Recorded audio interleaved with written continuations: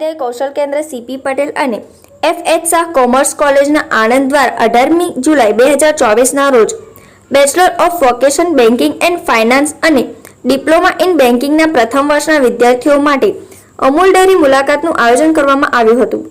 વિદ્યાર્થીઓને short film દ્વારા અમૂલ વિશે માહિતી આપવામાં આવી હતી તેમજ વિદ્યાર્થીઓને અમૂલની અલગ અલગ પ્રોડક્ટ વિશે પણ વિસ્તૃત માહિતી પ્રદાન કરવામાં આવી હતી।